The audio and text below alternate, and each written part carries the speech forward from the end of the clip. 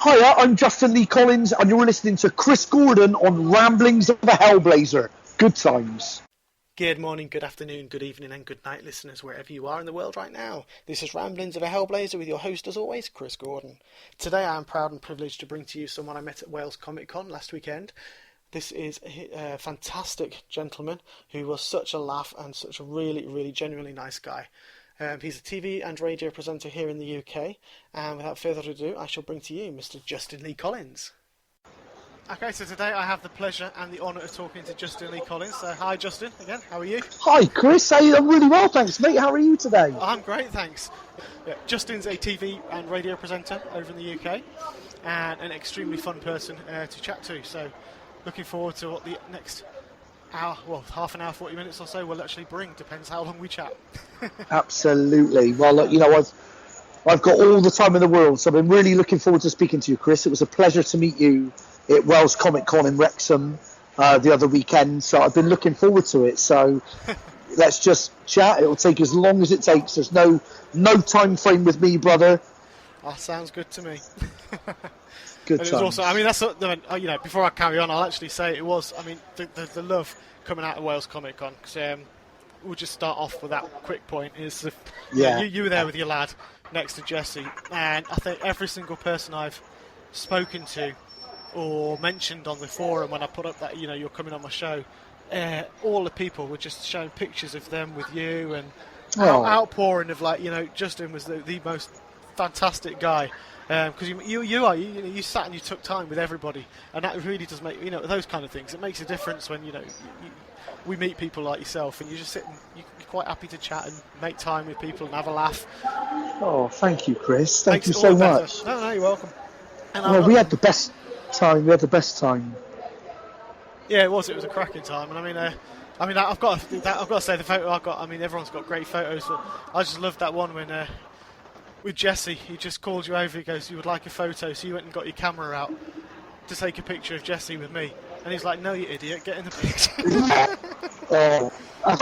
That's right. He's a dude. I love Jesse with all my heart. What a great guy. I was in the best row because I had Jesse to my left and I had Mark Silk to my right, and just the two loveliest guys. We definitely had the best row at that event. It was just fantastic.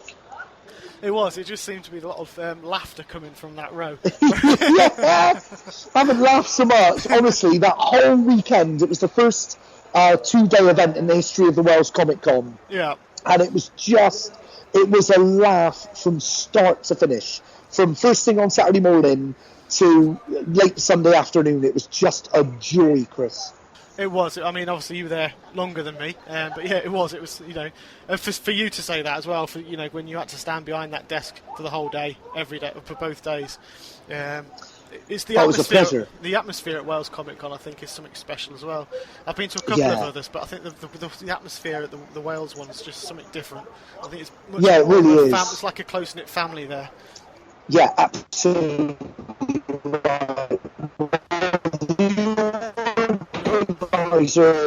The guy that started it, Jamie Milner, he's just the loveliest guy and really nice guy, and he knows what he's doing. He makes you feel so comfortable and at home, and he books really good people. Yeah. Can you still hear me, Chris? Yeah, he's just, you went a bit like R2-D2 for a second there, but I've got you back. Oh, sweet. Oh, thanks very much. You turned into R2-D2. He's a great chap, and the atmosphere at that Comic Con is just so friendly, and everyone there is lovely. It's just the best atmosphere. Oh yeah, totally agree. Can't go wrong there. And it's I think it's 2 days again later in November as well. Well, I certainly hope so. I mean, that was the first 2-day event last month, and I'm pretty sure, the plans are to make every event 2 days. So, hopefully I'll be asked back, because if he does, I'll be there in a heartbeat. It's just brilliant. My little boys love it. We just have the best weekend. Oh yeah, I'm sure you'll get asked back as well. So it's better to say just the outpouring of the comments from people on the part of the Wales Comic Forum on Facebook. And all he sees, all these photos saying, "Oh man, look at this man Justin, because this guy was absolutely brilliant." So I'm not being sycophantic here. I'm just saying. Oh, Chris, thank you. You've made my day. Thank you. That is so lovely of you to say. Thank you, brother. No, it's from everyone, so it's cool. Right. Well, thank you everybody that was there. Thank you so much. Excellent. Okay, so we'll move on to some topics here, which I've got for you, and I've got a couple of questions from a few people. So I'm going to go right back because I've been looking around, and you did kind of the Sunday night project. I want to talk about with you and Alan. Okay. You and Alan Carr. Yes. Celebrity Chat and Comedy Show. Can you tell me, how did that come about? Well, not many people remember, but that show existed before me and Alan. The very first series was hosted by Jimmy Carr mainly, with a panel, if you like, of co-hosts, which included a brilliant, lovely comedian by the name of Rob Rouse and an actress by the name of amongst others. Deborah Stevenson was on board for that first series as well. And she also did the first series when me and Al took over. So it existed before us, and I don't think, whilst the format was strong, I don't think the chemistry was necessarily there on that very first series, but Channel 4 believed in the format, so they wanted to bring it back, but they decided to change the lineup. I don't think that Jimmy wanted to do it anymore. Yeah. And I just signed a contract with Channel 4, so they were looking for various things for me to do, and they were looking for like a big shiny floor entertainment show for me to do. And I'd done a couple of pilots that didn't quite work. So they offered me the chance to step into Jimmy's shoes and take over hosting on the Friday Night Project, as it was when it first started, before they then moved it to a Sunday, and obviously it became the Sunday Night Project. Yeah. And because I'd seen that first series, I sort of had one or two reservations. Right. And in particular, I wanted to know who they had in mind for me to sort of co-host that show with. And they said, Alan Carr, have you worked with him before? And Al had guested on a few shows that I'd worked on previously, and I just thought he was a genius. So as soon as they said Alan's name, I was like, where do I sign? So yeah, I was more than keen to do it. So it really came down to a roll of the dice on Channel 4's part. They already had the format. Yeah. The show already existed. They believed in it. They wanted to bring new people to it, and they took a chance on me and Alan. And it's somewhat of an anomaly, but it worked, and we just clicked. We got on really well. We became genuinely best friends at the time, and he was a joy to work with, an absolute joy to work with. Cool. And we ended up doing, I think it was about 7 series in 3 years, so it kind of worked. Yes, yeah, definitely. Do you miss it? I do, actually. It's really funny. About a year before we eventually stopped doing it, we would both say at the start of every series, about 3 series before the end, this will be our last one, this will be our last one. And that's kind of how we felt in the beginning. But by the time we got to the end, we were both like, yeah, one more. And then it was really sad, really, because it kind of ended before its time. The last series we did, Channel 4 wanted to recommission it again. They wanted at least one more series. And both Alan and I had agreed to do one more series. And then for kind of numerous reasons, it didn't really sort of work out. Alan's agent at the time didn't really want Al to commit to another one, because by that time he'd started doing Chatty Man. And Chatty Man was well received, and it got off to a strong start. And I think his agent at the time didn't really think that he could do both. So that was kind of the main reason why we didn't do any more, which was a shame, because we both finished the last series that we did kind of thinking that we would do more. And the channel wanted us to do more, the production company wanted us to do more. Al said, well, I'll do another one if you'll do it. And I said, well, I'll do it if you'll do it.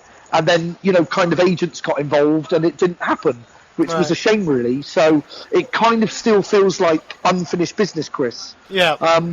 Because the format, of course, was modelled on Saturday Night Live.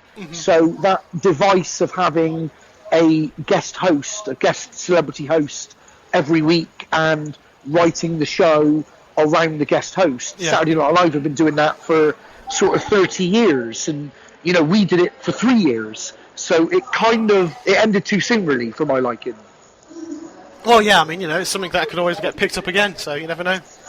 No, completely. And it's funny because about a year or so after we stopped doing it, the production company I had a meeting with the production company that made that show, and they told me that Channel 4 were keen to bring it back, and they were looking to recast it.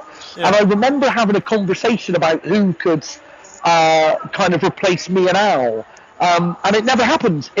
So to this day, they've never brought it back. So maybe the time is now.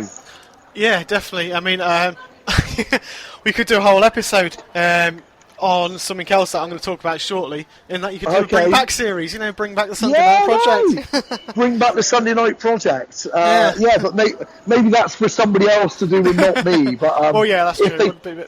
If someone came running up to me in the street one day and tried to bring me back, I'd be all for it. Awesome.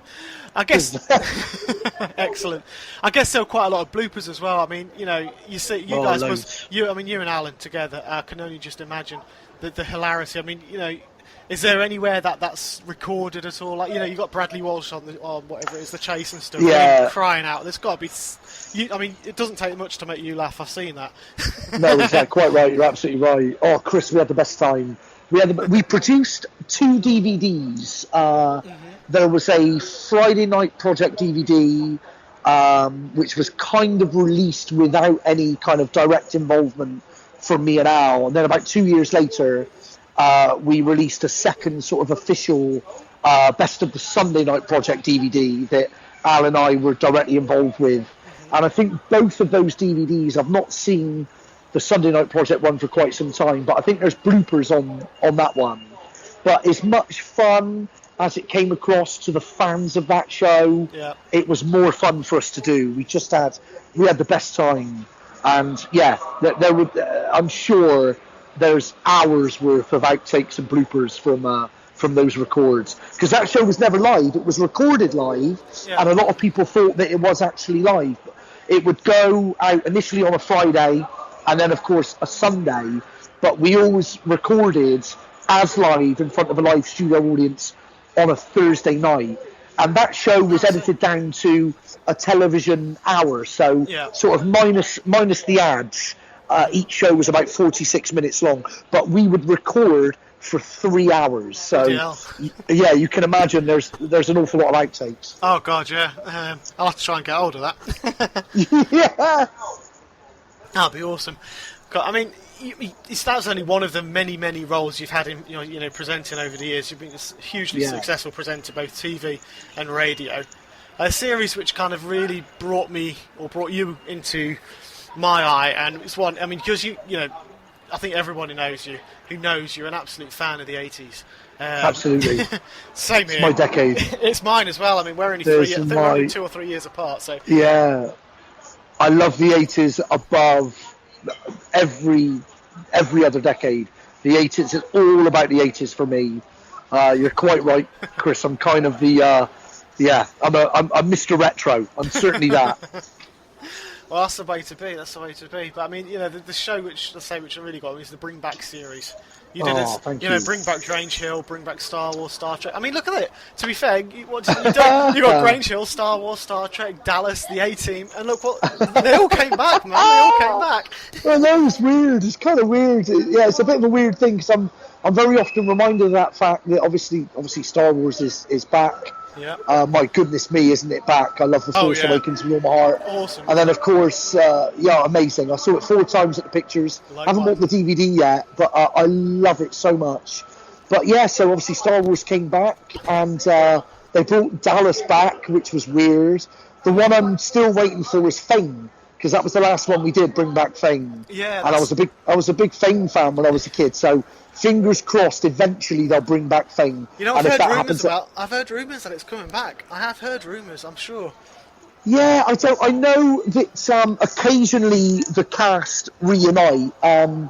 some fans of the show got in touch with me last year because there was a major reunion that took place in Italy. Yeah. And some of the people involved with that event got in touch with me because they were aware, obviously, that I did Bring Back Fame. Mm-hmm. And they kind of sounded me out about trying to get a campaign going to kind of bring the cast back to the UK. Yeah. Which I kind of wasn't sort of able to do. That was obviously a TV show that we made, and we managed to bring them back for the purposes of the TV show. Mm-hmm. But when it comes to kind of, live events and gigs and tours, that's not really my forte. It's not really my bag. So I wouldn't really know what to do. But I know the cast reunited last year in Italy. Right. I don't know if it was a one-off or a series of live events, but if they ever brought back Fame as a TV show, and I've not heard anything, that would be awesome because I loved it. Oh yeah, it was a classic. It was a classic. I've actually. Oh, it was. Yeah, I've got a few actress friends who do dance and stuff as well. It'd be great in a remake of that. Oh my goodness, can you imagine? It's a great show to bring back, especially now when obviously dancing on sort of mainstream primetime UK television is so huge again. We've got Strictly Come Dancing and The X Factor and The Voice and Britain's Got Talent, which is of course just started again now. Mm-hmm. Like, they dominate the light entertainment schedule, so the time is ripe for bringing back the kids from Fame. It'd be perfect. Oh, it would be. We'll have to keep our eyes open for that. Plug it out. Absolutely. Yeah, totally. Cool. What did you think of the A-Team one? I mean, we're going to talk about this, the A-Team film and the bring back of that, because to me personally, I mean, I was an absolutely huge fan of the A-Team. Me too. All through the 80s, I lived for the A-Team, and when they brought it back, I was really, really excited. And I've got to say, I wasn't totally disappointed with the film, but there was the disappointment there. But I think it's had to modernise it, but I just didn't quite get it. Well, I'm going to be completely honest with you, Chris. Mm-hmm. To this day, I haven't seen the film. All right. Cool. I still haven't seen the film. So, like you, the A-Team was my favourite TV show for about 4 years. Of course, they made 5 seasons of the A-Team. Yeah. And certainly the first 3, possibly the first 4 seasons, it was absolutely my favourite TV show. Mm-hmm. I loved Murdoch and Mr. T in particular with all of my heart. Oh, God, and Bring Back the A-Team. Yeah, Bring Back the A-Team was the second Bring Back that we made, and it was the first American one that we did. I was a massive, massive fan. Yeah. And I remember when we made it, when I managed to track down Stephen J. Cannell, who of course was the creator of the A-Team. Now, bearing in mind, this was back in 2005. Yeah. This was quite a few years before they made the film. And I asked Stephen J. Cannell what were the chances of the A-Team ever coming back. And he said to me at the time, now again, a good 5 years at least before the film was released, and he said to me, well, we're talking about the movie, and there's been a script, and we're talking about it, and we're looking at like who we would cast. And I remember at the time asking him, who would you cast? Like, who would you cast as Mr. T? Yeah. And at that time, I can't remember if I've told anyone this or whether or not I actually made Bring Back the A-Team. But he said that they were considering Ving Rhames, who you'll probably know as Marcellus Wallace in Pulp Fiction, and the Mission Impossible films, of course. Yep. And I remember at the time he said that Ving Rhames was being muted to play Mr. T in the big screen adaptation. So I knew way back in 2005 that an A-Team movie was going to happen. Yeah. But then I remember when the cast list for the film was announced, it just didn't grab me. And I've never seen it, and maybe you can tell me, Chris, I don't know whether the film works, but I remember being really disappointed by the cast list. Yeah. Hugely disappointed. Yeah. I agree. I totally agree on that. It's like, I'm not knocking because I love Liam Neeson as an actor. Absolutely. Me too. He's a brilliant actor. I mean, they all are, Sharpley. Yeah. All absolutely fantastic. But the one thing I wanted to hear, and it's going to be a bad impression, but the one thing I wanted to hear is, you ain't getting me on no plane, sucker! Oh, brother. Yeah. Yeah. It just, honestly, Mr. T, he walked into that hotel room, and I had about 90 minutes of his time where I finally got to meet him. And that man is awesome. He just switched it on from the second he stepped foot inside of that hotel room. Literally the first thing out of his mouth was, yeah. He's an embarrassment of riches. He just knows how to turn it on and gives you absolutely everything you could possibly hope for. He is everything you dreamed he would be. I can say that hand on heart. That man is a legend. He's a superstar as far as I'm concerned. There is totally unique, a complete one-off. There is nobody like Mr. T. No, not at all. That's one of the things I was going to ask you is what was it like after, growing up watching it for so long to actually... I mean, same with Star Wars and Star Trek. You met all these guys. You met these people who are like your heroes. They're my heroes. Yeah. That whole, we grew up with them. What was that like? It must be awesome to sit in the same room. It's really hard to describe. But we're of a similar age, and you're a fan like me, so I think you can appreciate how it felt. But even so, I could never convey how that felt for me. But what I can tell you is 90 minutes after Mr. T walked into that room, when he left the hotel room, like these shows were made with a really small crew. Yeah. When Mr. T left the room, my jaw was on the floor, and I just looked around at, I think, the 6 or 7 other people that was in that room with me. And I remember saying words to the effect of, if this is it for me, like, I'm a happy man. Just so lucky, so lucky. It was just, that was the first kind of pinch myself moment in my career, if you like. I couldn't believe that it was happening. Just incredible. And I had a similar feeling when I met Larry Hagman when we did Bring Back Dallas. Yeah. And, of course... when I met the late, great Leonard Nimoy when we did Bring Back Star Trek. Oh, God. What a man he was, just incredible. We had just a couple of hours of his time at his home in Bel Air in Los Angeles, Beverly Hills, and just what an amazing man. But the first real pinch myself moment, I cannot believe this is happening to me, is when I met Mr. T. It's unbelievable. Yeah, I mean that. As a fellow fan, I know exactly what you're talking about there. Chris. I mean, I kind of get a little bit of it because I've been doing this thing for about a year now, and some of the people the people I'm getting on my show, it's like I've like yourself talking to, and it's like I've watched you, I've respected you, and on TV and film, and all of a sudden I'm at the moment I'm not sat face to face with you, but there's an immense feeling of, oh my God, I can't believe you get off the phone at the end, and it's just. I can't believe I've just done that. So it's a weird thing. I'm such a fanboy, Chris. That's the thing. I'm such a fanboy, and that's never left me. I'm a fanboy now, and if Channel 4 ever asked me to do another Bring Back, and I got to do my dream Bring Back, which was the Goonies. That's the one that they would never let me do, and that's the one I always every year. For about 5 years, I asked them to let me do the Goonies, and they never let me.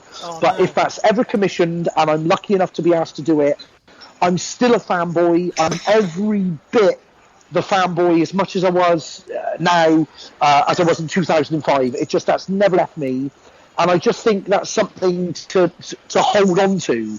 I've always felt as a presenter, as an interviewer. If you ever lose that quality, then something's missing. You should never feel like... You should always feel outside of it. Like, you should feel like an outsider looking in. Yeah. So what I mean by that is, for example, if I ever got to meet Chunk, right, in the same way that when I met Leonard Nimoy or Larry Hagman or Mr. T or... Bruno Martelli, whoever it may be, I'm always the fanboy, and if I never want to lose that. And if I ever feel like, I'm like you, I'm one of you, then I've lost something. I've lost myself. Something's wrong. Something's definitely wrong. Yeah, I totally get you. That's why I love doing what I do, because I am the fanboy, and I get to talk to you guys as the fan. Oh, the Goonies, though. Yeah. Oh, wouldn't that be awesome? Hey, you Oh, guys! dude, Sadly, he wasn't around, but... I know, heartbreaking. It is. Heartbreaking. And you can't even get access to the Goonies house anymore, Chris. The current owners have covered it in tarpaulin. Did you see that? No, I haven't seen that. Yeah, they're so sick of people like you and me turning up that they've literally covered the house in tarpaulin. So you can't even get a shot of it from the street anymore. It looks like they've got an infestation. That's what it looks like. Right. And they've had to call like Rent-A-Kill in. Yeah. It's unbelievable. So I don't know, maybe the moment has passed. Maybe the time has passed. That's tragic. But that's the one that I always wanted to do. Well, if you get back on it, bring me on, man. How come? I'll give you a call. You'll be the first person I call. We can make it happen. We'll pool our resources and we'll make it happen. Yeah, we'll find a way. Yeah, we will. Excellent. I mean, so that's just got me fanboyed out now. It'd be a good one to do though, Chris, wouldn't it? And awesome. Every year, I was so lucky. I mean, how lucky is this? Every year, Channel 4 would ask me what I wanted to bring back next. Yeah. So, honestly, there's not an American TV show from our childhoods that you could name that I didn't suggest. So all the usual suspects.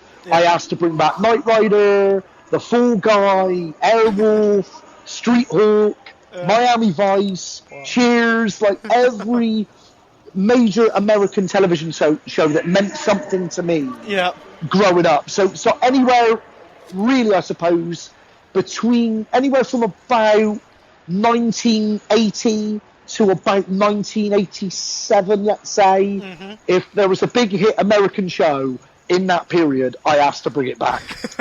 Awesome. MacGyver would have been a great one because I've several times I wrote to a guy who I'm not going to mention, who we both probably know about, who did a TV show where you write and get your wishes come true. Without mentioning him, you know him, right? I wrote to him several times. I know who you mean. Yeah, I know who you mean. I'm not going to mention it, but wrote to meet MacGyver because that would have been a brilliant one to bring back. Richard Dean Anderson. Richard Dean Anderson. I think he had a birthday a couple of weeks ago. I think he popped up on IMDb. Right. But let me just say this to you, Chris. What a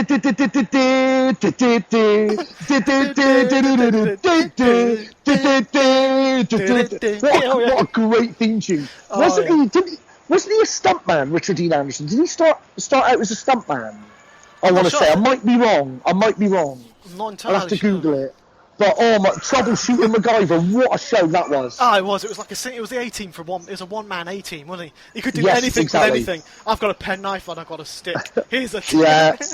I've got a penknife and some lead piping. I can get myself out of any situation. Oh yeah. Brilliant, absolutely brilliant. It was absolutely awesome. So I mean, is there anything? I mean, obviously, 80s big thing. Is there anything you'd tell your older self? What your older self would tell your younger self of the 80s now, looking back? Well, as a kid growing up in it, do you mean? Yeah. Or me now? Yeah, like telling what kind of me advice from like. Yeah, if you could go back to the future like Marty McFly. Oh, dude. Well, there's that. What if we're going to talk about Back to the Future, and to quote Marty McFly himself. At the end of his performance of Johnny Be Good at the Enchantment Under the Sea dance, when the audience are looking at him dumbfounded, like, what was that? What on earth did we just observe? And he says that immortal line, something, to paraphrase, you aren't ready for it yet, but trust me, you kids are going to love it. And that's how I would describe the 1980s to a younger me. Like, you might not be ready for it yet, but trust me, you're going to love it. That's a pretty sound advice there. Thank you, brother. I think so. Oh, yeah. I hope so. Cool. I mean, just relish every moment of it. Relish every moment. Well, it is. It's amazing how we're 30. Oh Christ, are we 30? We're 30 years on from the 80s now, and I know. Yeah, it makes you feel really bad, doesn't it? But it's all the stuff, all the stuff that's really happening again. That we knew as kids. We are seeing a lot of it coming out again. The styles, fashions, music's based on stuff that was in the 80s. I mean, my goodness, totally. It's just unbelievable. It was the genre and the decade to be. Yeah, it was awesome, and it gave us so much, the 80s. Like, you cannot, I've said this before, but the 80s, the hardest decade to categorise. Yeah. You're still with me? Sorry, brother. I am, yeah, sorry. It's the hardest decade to categorise. Like, the other decades, like, for example, what was the 60s? Well, of course, it was rock and roll. 60s was rock. 70s, the 70s, glam rock. What was the so if you go out as okay, the 70s glam rock. What was the 90s? It was Britpop. Yeah. What was the 80s? What is far more difficult to categorise the 80s one thing. It was so many different things in terms of decade. And I think the decades that preceded and followed the 80s are far easier. I mean, Steven Seagal's another 80s hero classic. What was he like? My nemesis. Yeah, he's very intense, isn't he? Yeah, he is. But do you know what? To go back to Comic Con, I had a really lovely moment up at Comic Con because somebody came up to me at the signing, and they'd met Steven Seagal when he was over here, because he's a musician and he plays in a blues band. Right. Yeah. And he very often comes over to the UK and he tours in his band. And somebody came up to me at Comic Con. It's one of the highlights of the weekend for me. It was lovely. Yeah. And they'd been to see him perform, and he must have done like a meet and greet after. Yeah. And this lady went up to him and said, "Oh, I love that show that you did with Justin Lee Collins." Right. And it was really lovely, because Steven Seagal apparently said to this lady, of all the shows that I've done, of all the interviews that I've given, that one was my favourite. And that was such a lovely moment for me. Oh, yeah, I can imagine.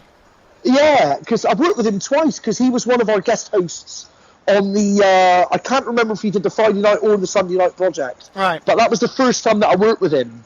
And then when I was working at Channel 5, a production company came up with the idea for me to do a series of one-on-ones with various action movie stars. And again, Chris, a bit like the Bring Back, I was asked to put together a list of my favourite action movie stars. Yeah. So, of course, on that list, I swear this is true, I put Chuck Norris, because I'm a big Chuck Norris fan, who isn't. Yeah. I put Jean-Claude Van Damme. Yeah. I put Stallone. I put Schwarzenegger. I put Steven Seagal. And who was the one from that list that they picked? Steven Seagal. So we flew out to Canada, out to Vancouver, because they do an awful lot of filming there, and that's where he was filming his TV show at the time. Right. This was back in, I think it was 2010, if I remember rightly. So, of course, when we did the Friday night project, we really only got to spend like a day and a half with him.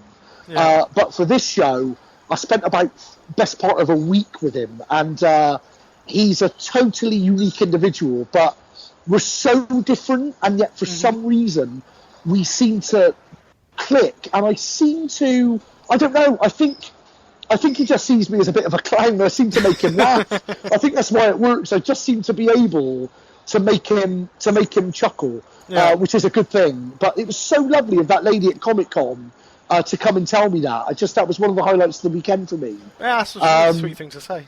Yeah, a really, really sweet thing to say. I was so appreciative. But needless to say, we haven't kept in touch, and I haven't heard from Steven Seagal in a few years. But if I was ever asked to go and make another documentary about him and hang out with him again, do you know what? I would do it in a heartbeat, because he's just completely bonkers in a good way. Yeah. And my mum loves him. My mum is such a big Steven Seagal fan, and she was like, "What was he like? What was he like? What was he like?" And I don't say anything negative. Not that I have anything negative to say. Yeah. Because we just seem to get on, and I can be really cheeky with him as well. Like, I can really push it. If you've seen that documentary, then you'll know exactly what I'm talking about. But I seem to be able to get away with murder with him, which is quite nice. For whatever reason, I don't know what it is, but I think I just seem to make him chuckle, which is a nice thing. Well, that's a great thing. It is great, I mean... Yeah. Is it true he never likes to let himself be seen getting beaten up in films? I'm sure. Yeah, that is true. It is. I've never seen him get beaten up. Do you know what? There were a lot of the action movie stars, particularly the martial arts stars, are like that. Chuck Norris is the same. Do you know there's only I'll ask you a trivia question now. In all the films that Chuck Norris has made, in all of his years of being Chuck Norris and making action movies, there is only to this day one man who he has ever allowed to beat him on camera. Who do you think that was? Oh God, I haven't got a clue. I mean, I'd go someone like Bruce Lee or something, but that's... You're absolutely right. You're absolutely right. You've got it in one. Bruce Lee. Bruce Lee is the only man to ever beat Chuck Norris on camera. Well, either on camera or off camera, because let's not forget, Chuck Norris was like 7-time world karate champion. Oh, yeah. He retired undefeated. So the only man to ever beat Chuck Norris, both off and on camera, is Bruce Lee. How good is that? That's pretty awesome. Yeah. That is pretty cool. I mean, Bruce Lee was an absolute legend as well. Oh yeah, unbelievable. Still, Enter the Dragon, one of the greatest martial arts, if not, I mean, it's the martial arts equivalent of The Godfather, that film. Yeah, definitely. Awesome. Yeah, never concentrate on the finger, or you miss the heavenly glory. Heavenly glory. Hello, Mr. Braithwaite. Yeah. Exactly. Oh yeah, I love it. Just brilliant. Yeah. My favourite line in that film, Enter the Dragon. Yeah. Boards don't hit back. Oh yeah. Do you remember that? When Scarface breaks the board and Bruce Lee just looks at him and says, "Boards don't hit back." I love it. Love it with all my heart. Oh, he's genius. He's never ever tires. That man.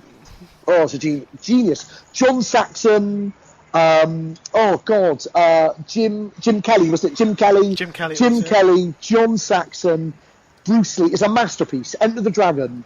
Anyone who's listening to this right now and they're a fan of martial arts movies and they've never seen Enter the Dragon, it's like you haven't seen The Godfather. It's a masterpiece of martial arts movie making. Brilliant. Yep, totally agree. I'll echo that recommendation. Cool. I mean, I've got to say, in 2011 as well. Yeah, I think it was 2011. After all, you've met all these major film stars. You've met the A-Team, you met Star Wars, you met Leonard Nimoy, Steven Seagal. Yes. You went above and beyond. You met a bear with someone's hand up his butt. What was Sooty like? Oh, I love Sooty with all my heart. Well, Fred Firewheel. Well, I have to say, in all honesty, Chris, the man who operates Sooty, if you like, and the man that the new Matthew Corbett is one of my best friends in the whole wide world. All right. And that's Richard Cadell. Yeah. So I've been friends with Richard Cadell since I was 11, and he ran the Ghost Train at Breen Sands in Somerset. Now I was there bank holiday weekend. I took my little boys to Breen Sands in Somerset. That's where I first met Richard Cadell when I was 11. I think he was 17, running the Ghost Train. And I'm a bit of a sort of theme park enthusiast. More specifically, I'm a huge fan of ghost trains. Right. And Richard, not only did he own and run the Ghost Train at Breen Sands in Somerset, he was also the children's entertainer in what used to be known as the Farmer's Den, now Dickie's, which was like the family cabaret room. And he would let me carry his record boxes. Now, fast forward about 37 years at the time, Richard now owns Sooty. He bought the brand. Cool. So not only is he the new Matthew Corbett, he owns the entire brand. Wow. And he's actually in the process of, I think, writing a Sooty movie. I'm not sure if anyone knows that, but there's going to be a Sooty movie. There you go, scoop everyone.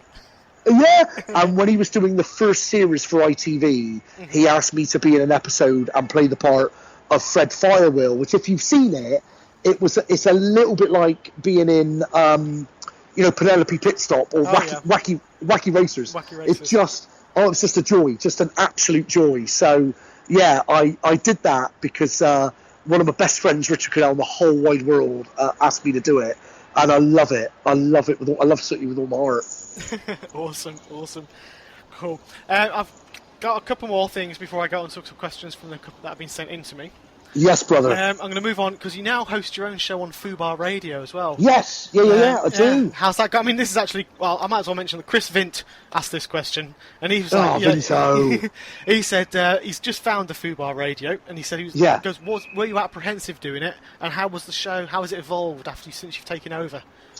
Yeah, no, I wasn't apprehensive at all. I jumped at it. So, just over 2 years ago, I was approached and sounded out about doing a show on a completely new, totally unregulated, uncensored radio. So I jumped at it. Yeah. So I've been given the golden opportunity that nobody gets to say what I want, talk about whatever I want, play whatever I want, because it's completely unregulated. It's not funded by any kind of license fee. It's there's no advertisers to kind of worry about. It's totally uncensored, so I wasn't remotely apprehensive. And my goodness me, it's been through many different incarnations over the last, I suppose it's almost 2.5 years now. Yeah. And I absolutely love doing it. It's one of the most creative experiences of my life, Chris. I love it. I get to sit for 2 hours between 8 and 10 p.m. every Tuesday and Thursday night. I can say what I want, talk about whatever I want, play what I want. It's an absolute dream. It's a dream. Sounds bliss, to be fair. But do you know what, though, Chris? The thing is, I kind of refer to my listeners as the Fubar family. Yeah. And we are very much a family of which Chris Vin, a.k.a. Vinto, is a part. And I say it very often on the show, and I say it an awful lot on Twitter. Without the Fubar family, there would be no show. Without them, I would have nothing. It really is. It's a show that's 75% chat, and without the Fubar family, Chris, I would have nothing to talk about. They make the show, and without them, I wouldn't be able to do it. And I mean that hand on heart. The day they leave me is the day that I won't be able to do the show anymore. Yeah. No, I get you totally, and that's a really, really nice thing to say to obviously They're the people who are integral. listening. Chris, they make the show. They're absolutely integral to the show, and without them, there really would be no show. Oh no, yeah, definitely. Because I've got nothing. I've got no material. So I don't know whether you picked up on this, whether or not you've ever listened to a show. Chris, I've got no idea what I'm going to talk about. I've got no material. I've got no idea what I'm going to say until I start reading the tweets from the Fubar family, and they dictate what every show is going to be. So we're kind of, twice a week, every Tuesday and Thursday, we're going on a journey together, and I have absolutely no idea where we're going to end up, and I love that. I relish it. It's brilliant. That does. It sounds pretty awesome. I've got to say, I've not listened to it. I've actually downloaded them all. I just haven't. I've quit my job to start a new one soon. We're going on holiday, so I'm kind of in the midst of all that at the moment. So I've not had a chance to sit down and have a proper listen. But I promise I will, and I'll get involved in the Fubar family. Join the family, brother. Come with me. Oh, I will. You touched on a point, and I'm deviating away from what I said about obviously the fans make it. And I've got to say that is something again which I do believe is firmly true, and something that you show in your being, obviously being at Wales Comic Con, because I had an experience at Wales Comic Con. I'm not going to name the person, but I just stood and took a nice little happy snappy photo. I think I did you on Saturday, and you came over and you were like, yeah, thumbs up. This person turned their back on me, physically turned their back on me, and got me told off. You're kidding me. No. You're kidding me. You were kidding me. No, I'll tell you off air. I'll tell you off air who it was. Tell me off air. That's the worst. That's the worst thing I can possibly imagine. That is the worst. Comic conventions are all about the fans. Yeah. They're all about the fans. If it wasn't for the fans, if it wasn't for the people paying their money and turning up, there would be no convention. There would be no opportunity for you to earn a living, for you to earn any money. That is disgraceful. That is an absolute disgrace. Yeah, I mean, I was actually in the queue as well. I was in the queue to get the autograph because it's someone I wanted to have met. And while I was stood in the queue, I just went to take a picture, and I've got live Oh dear, something's just dropped in the background. I know, somebody's dropped some glasses in the Mayfield. Sorry. It's alright. Yeah, the live photo actually shows physically turning around and covering the face and everything. You've got to tell me who that is. You've got to tell me that is. Oh, well, I'll tell you first, because I'm not slandering on. What I don't get, if you're that loath to meet your fans, if you're that loath to meet the people that earn you a living, why on earth do you even turn up at a Comic-Con, at a convention? That makes no sense. That makes absolutely no sense. Now, don't get me wrong, I totally get actors that are kind of reluctant celebrities. I get it. Yeah. But if you're an actor, for example, who is a reluctant celebrity, then don't turn up at a Comic-Con. So the example I would make off the top of my head, so I'm a James Bond fan. I love Daniel Craig. I think Daniel Craig is quite possibly the greatest ever Bond. Now, we all know that Daniel Craig, if you've ever seen him or heard him interviewed, is somewhat of a reluctant celebrity. Oh, God, so I can't stand talking in interviews. He hates it. So I can't imagine Daniel Craig ever turning up at a Comic-Con. No. So if you've got a touch of the Daniel Craigs about you, which this person who you met clearly has, don't ever turn up at a Comic-Con. What's that? That makes no sense. That makes no sense. And this person's defence, everyone else said they were very good and they were very lively and chatty when they met them. It was just just been an off moment, but it's one of those. But to me, it's they lost me money then straight away because I was like, well, yeah, exactly. Well, exactly, quite right. But I suppose the thing is, Chris, don't get me wrong, we all have a bad day. Everybody has a bad day. But you can't have a bad day at a Comic-Con. If you're having that bad of a day, don't turn up. You know? Yeah, I get you. That just doesn't make any sense to me at all. No. I would be crestfallen if I turned up at a Comic-Con because I wanted to meet someone from one of my favourite shows and I had that experience. I would be crestfallen. Absolutely crestfallen. That's awful. Mm-hmm. Yeah, I mean, to be honest, that's how I felt, because it was someone I've respected for a while, and I thought, I'd love to meet that person, and then it was just like, thanks. Everyone else is brilliant. I mean, I've got to say, because from my point of view, I was in the queue for Xander Berkeley because I interviewed him several weeks ago. How was he? How was he? He's man. He just rambled on and on. He was amazing. Oh, Chris, I love him. No, dude, sorry, go on. He was awesome, but I stood in the queue and I leaned over to say hi to Matt Ryan, who's been on my show last year. I was like, hey, Matt, and without me saying anything, I mean, friends on Facebook, he turned to me and goes, oh, hey, Chris, man, we've got to do another podcast. Well, that's Scouse, but he's Welsh. So he goes, we've got to do another podcast. And, it was, without even me saying who I was, great. I thought, that's what it's like. That's what that was. That's what it's all about. Yeah. Well, do you know what? At one point the other weekend, I passed Xander Berkeley, and he was sitting quietly on his own in a corner, looking at his phone. And it would have been the perfect opportunity for me to go up and say, "Oh, Xander, lovely to meet you." But I was too nervous to do it. I couldn't bring myself to do it. I'm still a fanboy. Oh yeah, exactly. He's a great guy. He's going to get his wife on. He's going to Sarah Clark's his wife. Oh, I love it. So she's coming on. Yeah, he was sat there talking to me, and and he said he'll get Sarah to come on when she's just doing some filming now, but she'll come on as well. I was like, awesome. Oh, do you know who made my day? I'll tell you the best person I met that day, Chris Barry. As I was leaving, me and my boys were leaving on Sunday afternoon, and Chris Barry, obviously Red Dwarf, British Empire. Never met Chris Barry before in my life, and I passed Chris Barry, and I love him so much. I thought, I can't let this one slide. And literally, we were leaving to get in the car, and I just stopped, and I said, Chris, can I just say hello? Lovely to meet you. I'm Justin. And how good is this? He started quoting "Bring Back the Christmas number ones" to me, which was one of the bringbacks that we did. And he started asking me questions about Slade, and it just made my day. I loved it. Awesome. He was the loveliest man I think I met that weekend. Just a dude. Oh, awesome. I never got a chance to meet him, sadly. Oh, it was awesome. Next time, brother. Oh, yeah, next time I'll get him. Cool. Okay, I've got questions here from Jeanette and Jasmine Downward. They met you at the Comic-Con as well. Awesome. So first, what was it like to start comedy? There's 3 questions here. What was it like to start comedy?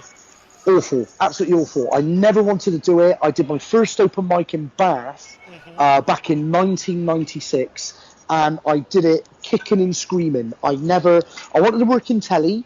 I wanted to work on the radio. Yeah. So I had ambitions to be like I don't know, a personality, if you like.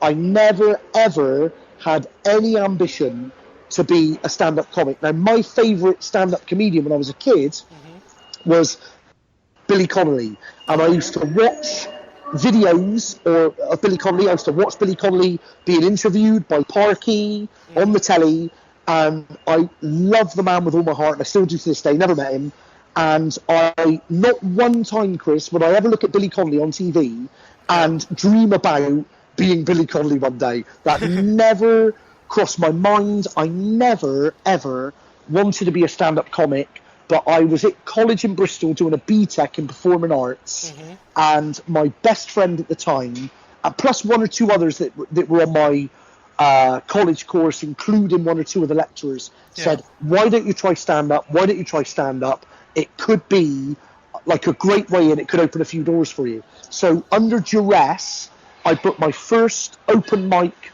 comedy gig, March 1996, at a club in Bath, which no longer exists. And then fast forward 18 months, November 97, I got my first telly job at MTV.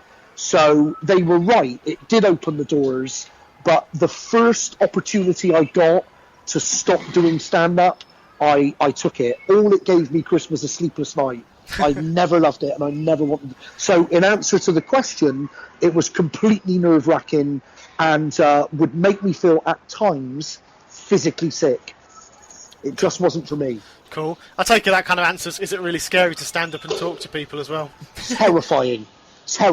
I would much rather, speak to you or anyone sort of one-on-one. That I'm fine with. But standing in front of, I don't know, 120 people above a pub, nah, not for me.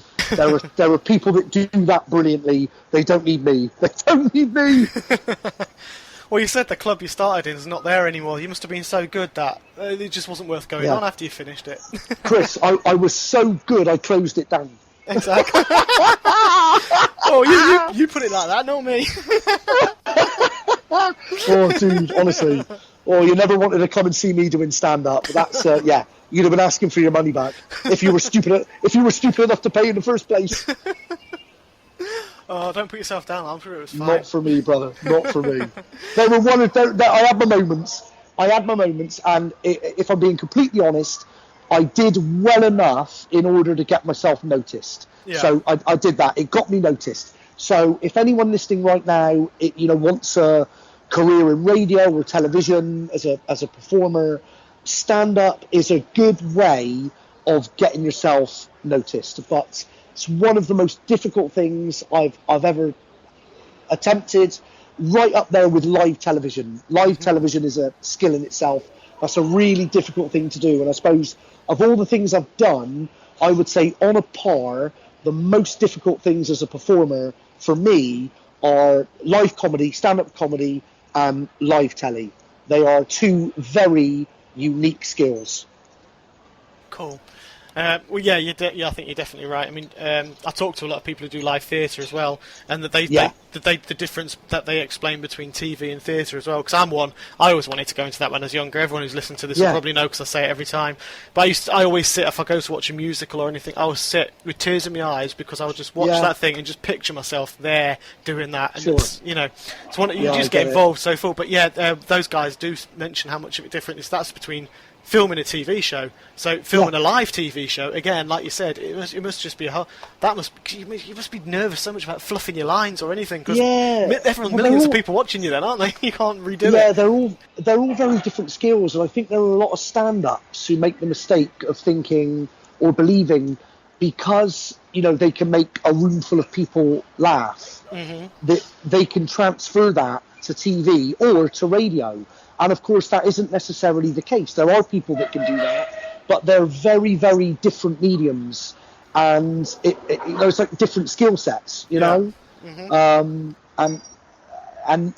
some people struggle with that. There's some brilliant live stand-up performers who have attempted that switch and it doesn't quite work. So they're very different skills, in my opinion. Well, yeah, I mean, to be fair, TV in that respect killed off a lot of stand-up comedy anyway. I mean, you look at the likes of Les Dawson, Frankie Howard, even Bob, when those things came onto TV, it kind of killed off that whole genre. So, Les Dawson managed to make a correct...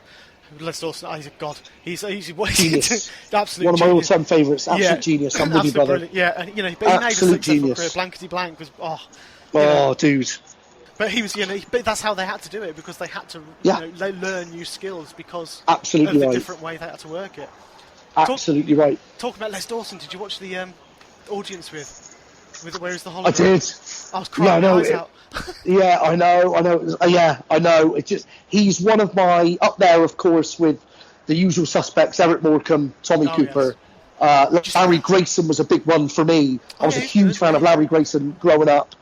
Just naturally funny men. It's that funny bones thing. Yeah. But Les Dawson, Tommy Cooper, Eric Morecambe, Larry Grayson, they all had that in common. And I'll tell you who else I would add to that list, Chris.